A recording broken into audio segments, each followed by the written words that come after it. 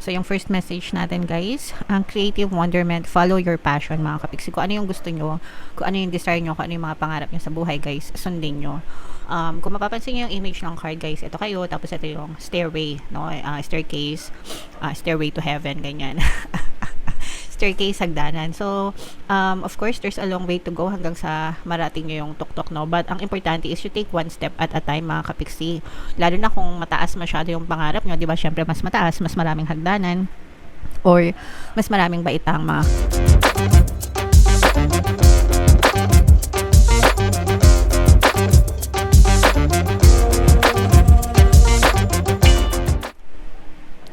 Hello guys, hello Taurus, welcome back to Pinay Pixie Tarot. Ang pamagat ng episode natin for tonight is messages from the universe para ngayong March to April para sa Taurus, Sun, Moon, Rising, Sign, and Venus. Kung ano na lang yung makaresonate sa inyo guys, take that message kasi hindi lahat ng mensahe ay magre-resonate sa inyo.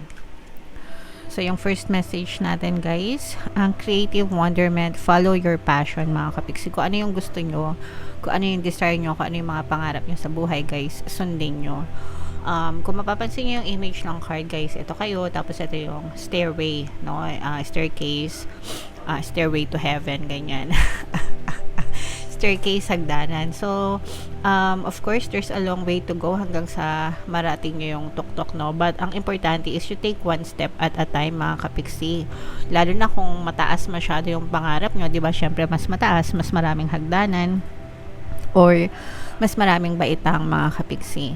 Syempre, pwedeng mas matagal nyong marating, di ba? At saka may mga times na mapapagod tayo. So, kapag napapagod kayo, guys, magpahinga lang kayo. Pero wag kayong susuko. Kasi pag sumuko kayo guys, so let's say for example, nasa gitna na kayo ng journey nyo, tapos sumuko kayo, pag sumuko kayo guys, balik na naman kayo sa baba, no? So, para magre-restart na naman kayo, tas mas matagal na naman yung journey nyo papunta sa taas. Pero, pag nagpahinga lang kayo guys, pahinga lang kayo, dito lang kayo, stay lang kayo dyan, mag-reset kayo, mag-relax, ganyan, mag-recharge. And kapag okay na ulit kayo guys, i-push nyo na ulit yung mga pangarap nyo.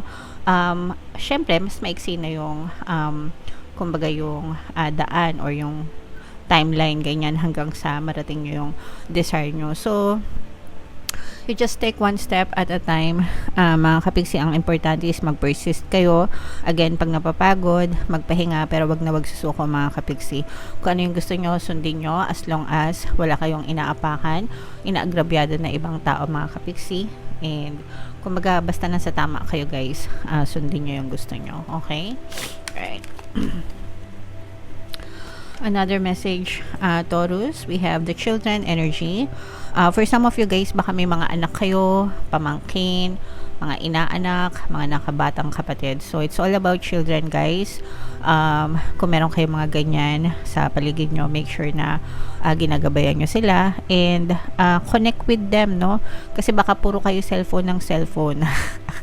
O kaya yung mga anak nyo baka puro cellphone ng cellphone na parang disconnected na kayo, mga kapiksi. Masyado kayong connected sa social media pero sa loob ng tahanan disconnected kayo guys. So make sure na maglaan kayo ng oras, panahon, kausapin nyo yung mga anak nyo, yung mga bata nyo, gabayan nyo sila. Make sure na baka marami na silang mga pinagdadaanan na hindi nyo alam, mga kapiksi. Okay? So kayo yung dapat na maging gabay nila guys at all times. And another message guys is face your fears. Harapin nyo yung mga takot nyo mga kapiksi, no? Dapat alisin nyo sila sa bokabularyo nyo, sa buhay nyo guys. And ito yung pumapatay sa mga pangarap natin, no? So share ko nga, palagi ko sinishare yung favorite line ko dun sa Dune na movie or book. Sabi doon, I must not fear. Sulat nyo na rin sa baba guys, I must not fear. Fear is the mind killer. It's a little death that brings obliteration. So, type nyo guys, I must not fear. Kasi ibig sabihin nun, in layman's term, sabi ko nga, yung takot, yun yung pumapatay sa mga pangarap natin. Kumbaga, hindi nyo pa sinusubukan, wala na, game over na, deads na dahil lang sa takot, dahil lang sa mga duda, 'di ba? So, And it's just a state of mind, nasa isip lang siya. So stop overthinking na what if ganito, what if ganyan, guys. Kapag hindi kayo masyadong nag-iisip ng mga takot nyo, they do not exist. Hindi sila nag-exist, mga kapiksi. Okay? It's just a state of mind.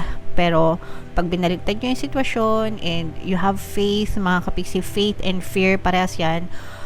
Faith on the positive side, fear on the negative side. So pag may faith kayo, may tiwala kayo, may sampalataya kayo, nagiging positibo kayo, mga kapiksi. So imbis na matakot kayo, have faith, trust the process, trust the divine, mga kapiksi, and everything will work out for you. Okay? Alright. And another message, Taurus. Gratitude yan. Ito talaga, guys. Ito yung number 1 na dapat pinapractice nyo araw-araw, kasi ito pangtanggal to ng mga blocks, no, resistances, blocks, instant shift ito, guys, from negative to positive. Kapag ka sobrang nega kayo, sobrang bigat ng pakiramdam nyo, mga kapiksi, magdasal kayo and say prayers of gratitude to the divine, as in ipagpasalamat nyo lahat ng meron kayo, guys, and you will feel so blessed na ang dami pala, no, ang dami palang dapat ipagpasalamat, and instant yan, guys, masishift kayo into a positive state, and mawawala yung mga resistances nyo, yung mga blocks nyo. Kaya dapat talaga everyday kayo nagpa-practice ng gratitude, mga kapiksi. Kung meron kayong gratitude journal, yung mga notebook, guys, isulat nyo doon yung mga bagay na pinagpapasalamat nyo, o kaya naman kung wala kayong gratitude journal, guys, magdasal na lang kayo ng pasasalamat. It's the same, it works the same, it instantly shifts your vibration, guys, as in. So kung naninego kayo, guys, just say prayers of thank you, no, talagang malaki yung matutulong yan sa inyo, mga kapiksi. Alright. And another message, Taurus.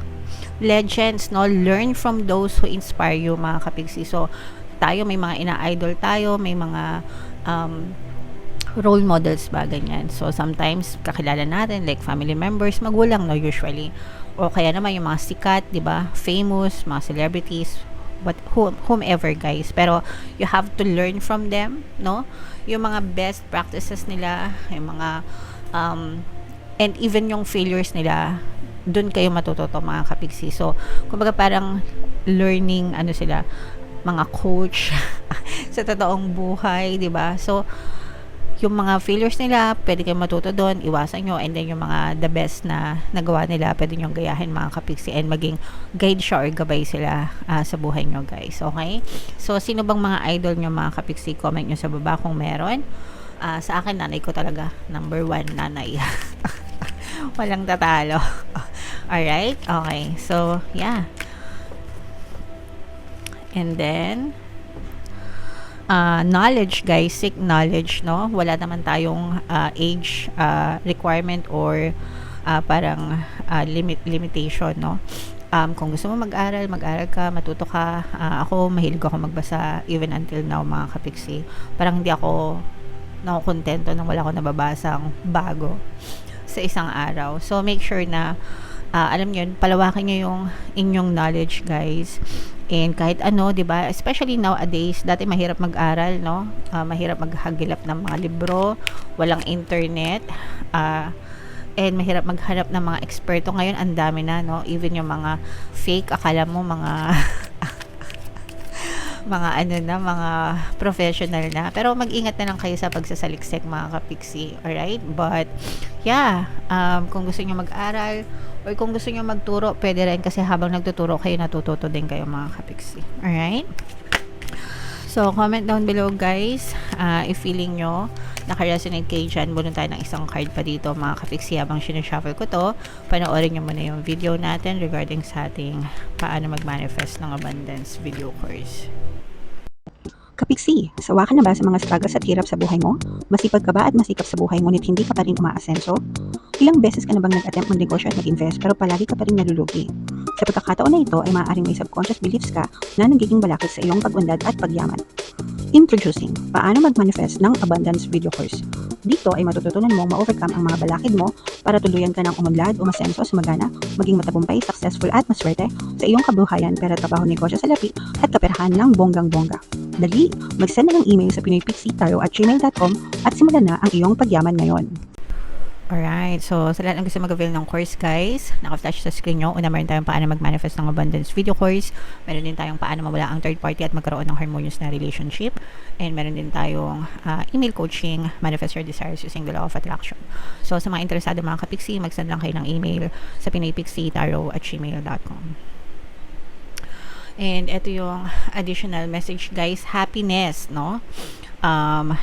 So basahin natin, be the master of playful living, release expectations and enjoy every day. Let worry go and instead choose love. Surrender to the waves. Your good destiny of love is sure. So, grabe guys, 'di ba? Kapag hindi natin kinokontrol yung ating happiness is a choice, mga kapiksi. Okay, happiness is a choice.